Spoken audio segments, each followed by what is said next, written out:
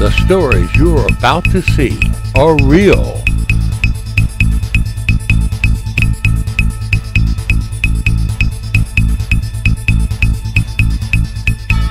The rewards up to $5 million are real.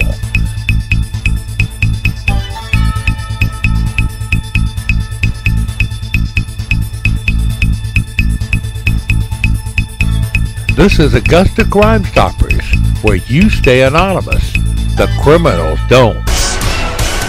Augusta Chronicle's crime reporter Doug Stutzman reports about 7:30 a.m. deputies were called to the 1200 block of Fuller Street where a 41-year-old victim reported her outdoor shed had been broken into. A generator, a weed trimmer, leaf blower, and buffer were all missing, according to a Richmond County Sheriff's Office incident report.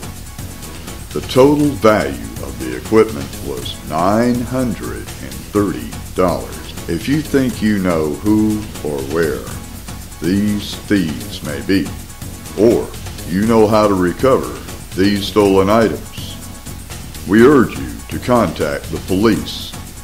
If they do a police report saying that an Augusta Crime Stopper tipster led to an arrest, you will be paid.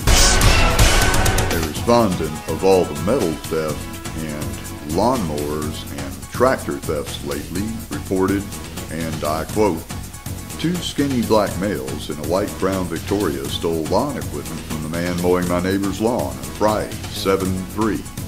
I watched them jump out of their car and walk up to the home, then snatch the lawn equipment and run. I ran down the road yelling at them and tried to see the tag number. The stupid young men almost hit a car on Walden Way trying to get away. They've got to be selling or pawning the stuff somewhere. Guess what, friend? We think they're selling the stuff to lawn people. This time of the year, lawn people are out making money mowing lawns. And there are a whole bunch of lawn companies in this area mowing a whole bunch of lawns. If you know who or where any of these thieves are, or any of these stolen lawnmowers, string trimmers, blowers, lawn equipment may be, we urge you to contact the police. If they do a police report and a press release saying a Crime Stopper tip led to the arrest or recovery of any of this equipment, you're the tipster, will be paid. The images you see are of persons of interest in the multi-county clone credit card scam. Aiken County, Richmond County, and Columbia County police need your help finding these clone card suspects. Although some clone card suspects have already been picked up and arrested, the suspects you see on your screen are still on the loose and could wipe out all the money you have in your bank accounts and you won't even know it, at least until you go to spend it. Credit card theft has been made easy with new technology such as RFID chips. Here's a report on how to protect yourself from this new technology. If there is one word that defines modern times, it's wireless. We cut the cord on the phone, unplug the internet cable, program new TVs with Wi-Fi, and pay tolls with small windshield transmitters. Radio waves are everywhere. Now this, a wireless hotel room key. Radio frequency technologies. Orlando's Peabody Resort is steeped in tradition, its signature ducks an icon of her rich history. Yet behind the front desk, this historic hotel's a trendsetter, using new, next-generation wireless keys. You just wave it in front of it like a magic wand and the door magically opens for you. The card and the door share information through thin air. Guests just have to get close to open the door. It's much more secure. There is no ability to be able to duplicate that card. It's proof. Everything is going wireless. But not everyone's wild about the wireless frontier. It's a privacy nightmare. Walt Augustinowitz is the guy who warned us that new wireless credit cards, like the ones with this logo, are easily hacked. And there's your MasterCard number. He rigged up a portable scanner, and when he got near people's wallets, Walt could read their credit card numbers. That's actually your Amex, probably an Amex Blue. Now, Walt says he's found an even bigger breach. He says thieves don't need a scanner anymore, and they don't even need to be anywhere near you to steal a credit card number from a wireless card. How's that? Cell phones. There's an antenna behind here. Certain new phones contain something called NFC, Near Field Communication. The app that makes your phone your wallet. It's the innovation behind services like Google Wallet. With Google Wallet, you can pay with your phone. It stores account numbers, then transmits them to cash registers on demand. You lock Google Wallet with a PIN, so it's more secure than a physical wallet. But Walt's twisted the technology. Put this over, and that's how you pay. He's figured out that when there's a phone with NFC near a wireless credit card, the phone can secretly pull account numbers. One makes the other completely dangerous. Yes, your phone could be stealing your credit card number. A hacker can pull off the heist by remote. Lazy, but lucrative pickpocketing. It'll actually scan the credit card and secretly send off the data to an email address anywhere in the world. An infected phone could really go to work in a crowd. The screen could be blank, but in the background, the virus is scanning for credit card numbers. You've got mail. You're going to have a person on the other end watching their email box just fill up with credit card information without ever having to get near you, being a world away. Even more alarming is how easily hackers could infiltrate our phones. Walt worries we could unknowingly grant them access in an app. Say a tempting new game is free, so you snag it. But what you've really installed is a credit card stealing virus on your phone. From the minute they downloaded it, whether they played it or not, it's sitting there looking for these credit cards. For all the convenience and wonder of wireless technology, Walt says this is the downside, having to keep up with crooks. So he recommends exchanging wireless credit cards for old-fashioned ones. And for cellular users, downloading what he has. Virus protection. On your phone. On my phone. Yeah, I have a smartphone. It's a mini computer. Right now, there are 322 million cellular phones in use in the U.S., but only a sliver of the wireless population carries the protection of virus software. If Walt's right, the rest might be leaving a virtual playground for criminals wide open. Anywhere where you store your personal information, they're going to be looking to get in. And what we want to do is disable that. The Visa PayWave basically has a little RFID chip inside here that you just wave your card next to the register and it picks it on up. And it's a security problem, and it's also a pain in the butt because we always like actually using them as debit cards. Whenever you scan it, especially at Wawa, for people who know what Wawa is, usually runs always as credit, so we're going to disable it. This is the wife's card. She doesn't use it as much. And if we can look right here, you're going to see a little reflection right about there. It's a little indentation right by where I'm moving my finger. It's actually right above the unless, come on, focus. The unless sign. See, as I turn it, I'll hit it by the light. You see how it reflects right there? That's the little chip embedded in the plastic. There you go, there's a good photo. Now, my card, I've already just etched around. This way you get a general idea where it is on the PNC virtual wallet cards. My camera does not want to cooperate with me this morning. There we go. So that's the general area on this card. But any card that either has the PayWave or the little line symbol right here means you have it. So look on the back of your card for that crazy little reflection right there, and that's it. So we're going to go to Wawa, go get our morning coffee. I'm going to scan it once with credit just to show how it works, and then I'm going to go back over to the coffee counter. I'm going to poke a hole right through that little spot. Then we'll go back. I guess I'll go buy a candy bar or something like that. We'll try it again. Show you that it's actually disabled. It doesn't work anymore. The strip will still work, so you can still run through a regular machine just like a regular old credit card. It just won't pick up through radio waves anymore, which is good. So let's go get dressed and go head to Wawa and get coffee. Okay, here's how it works normally. Blink. Went through good. Okay, now I got the hole punched through. A little chip. Nothing. So, which means I gotta use the card now. You see, the strip still works. Okay, now we're home from Wawa. I can show you exactly what I did. All I did was take regular handheld razor blade, pushed right through that little square I had originally. Push through both sides. You get a little crack when you actually bust through the chip, and you just clean out the stuff inside of it. And then just smooth it back out.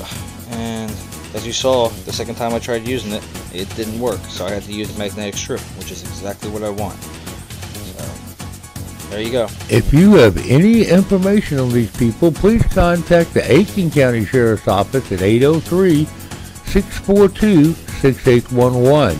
Or Crime Stoppers of the Midlands at 1-888-CRIME-SC. Because that Crime Stoppers number only works in South Carolina, and the suspects like this may have jumped the state line to Georgia. You may use the AugustaCrimeStoppers.org nationwide toll-free tip line at 1-800-222-TIP. That's 8477. That works in every state. If you see the suspects in Georgia, call the police. If they do a press release saying a Crime Stoppers tip led to an arrest, you will be paid. The FBI recently arrested an extortionist that extorted from hundreds of people throughout the United States as an internet operator. He was very, very friendly to them until he gained their trust and got them to do things for them. But once this extortionist could no longer control the individuals, and the individuals no longer did what he wanted them to do, he began becoming very mean and threatening them, and then he began extorting them. There is a specific extortionist in this area that works exactly that same way, and we've seen most extortionists work that way. They're very friendly to suck you in, get you started, but when you stop doing what they want you to do, they begin using extortion to force you to continue doing what they want you to do, even if you don't want to do it. Extortion is one of the fastest growing yet least understood crimes. Here's the scoop. Extortion is the obtaining of property from another induced by wrongful use of actual or threatening force, violence, or fear, or under color of official right. Under the common law, extortion is a misdemeanor consisting of an unlawful taking of money by a government officer, or it can become a felony when it's an oppressive misuse of the power which with the law clothes a public officer. Most jurisdictions have statutes governing extortion that broaden the common law definition. Under statutes, any person who takes money or property from another by means of illegal compulsion may be guilty of the offense of extortion, which can bring jail sentences of 2 to 4 years. When used in this sense, extortion is synonymous with blackmail, which extortion by a private person. In addition, under some statutes, a corporation may be liable for extortion. Sometimes even public officials can become involved in conspiracies to extort, where an extortionist contacts the public official and says, do this, or this guy's doing so-and-so, and continues harassing by email or by telephone call the public official to exact the extortion or perfect the act of extortion. The extortionist needs the public official to perfect the extortion threat.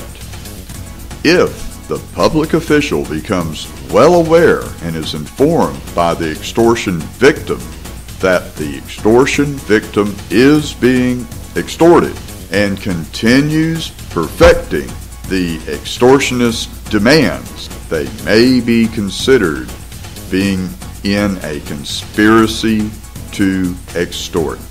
The elements of the extortion offense are that if you don't do this for me, I'm going to do that to you.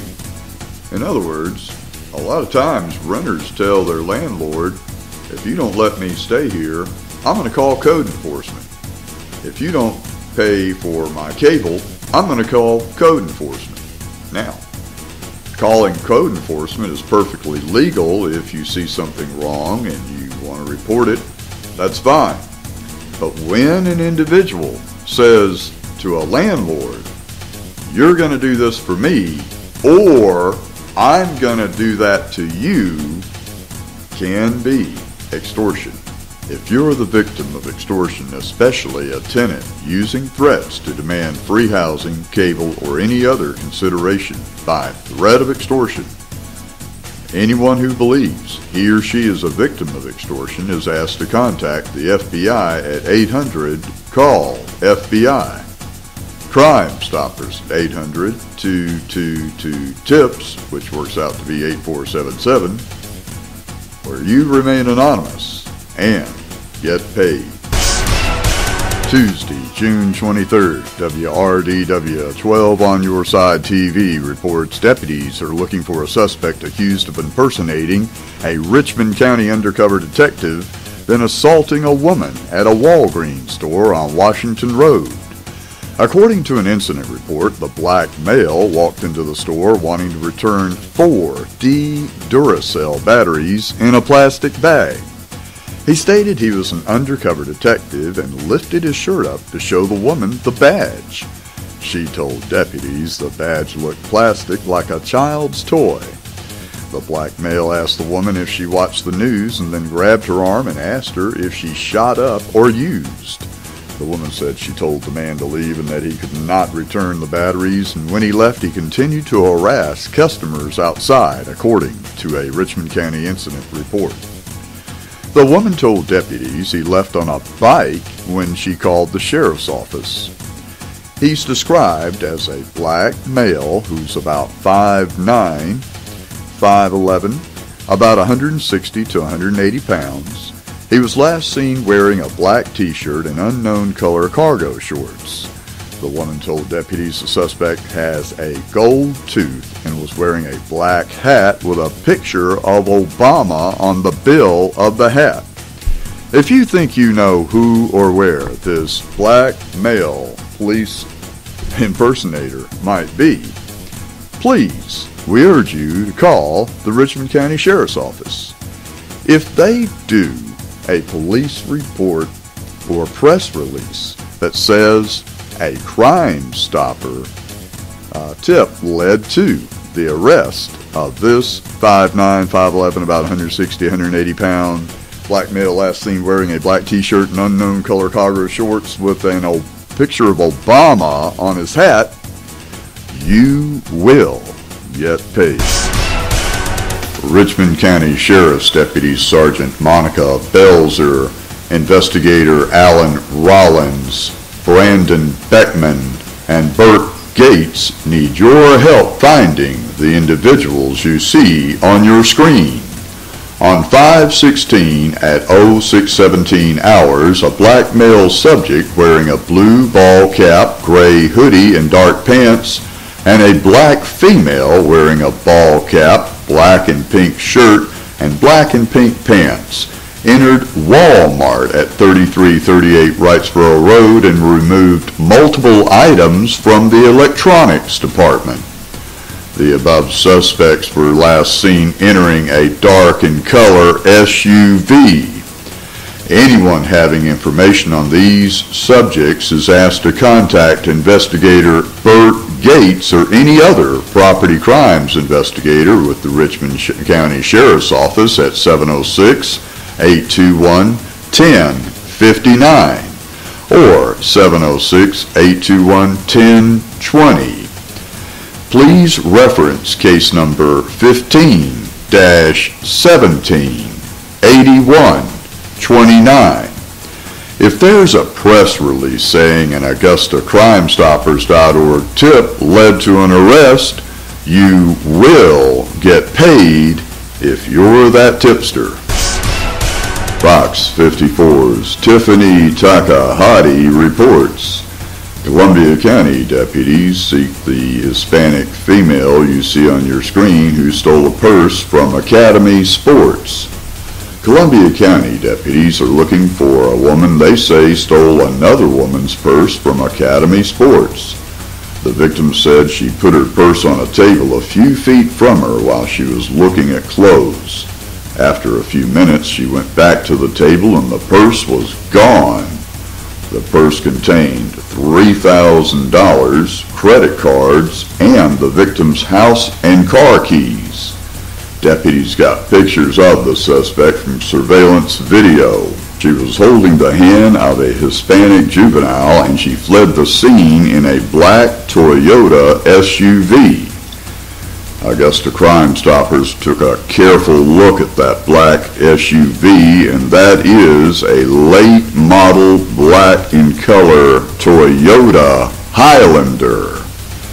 The Hispanic female also has extensive tattooing on her lower extremities. If you think you know who or where this Hispanic female, the purse, the black in color Toyota Highlander may be, please call the Columbia County Sheriff's Office at 706-542-1042. If they do a police report and a press release saying that an AugustaCrimeStoppers.org tip led to the arrest of this heavier set, tattooed on her lower extremities, purse thief, or results in the return of the purse in any form, what we're really concerned about is the ID and the keys that are in that purse. Due to all the illegals, which is exactly who this Hispanic lady may be, flooding across our border, it is now almost impossible for American-born citizens to get their ID back. It may take this crime victim up to a year just to get any ID at all. This could destroy this woman's life. So if you know where this Hispanic female is, but in this case, more importantly, you know how to get her ID back, Crime Stoppers will help you in any way possible, including paying a reward just for the poor lady's ID. Go to our AugustaCrimeStoppers.org Facebook page and let us know what you think.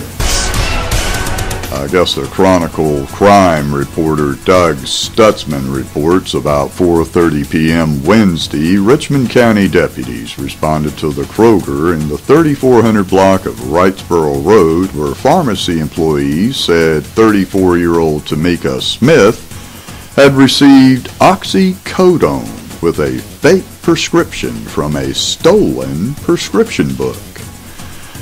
Kroger employees said Smith came to the walk-up window, received the pills, then left. Employees later learned the prescription book had been stolen from an office in Evans.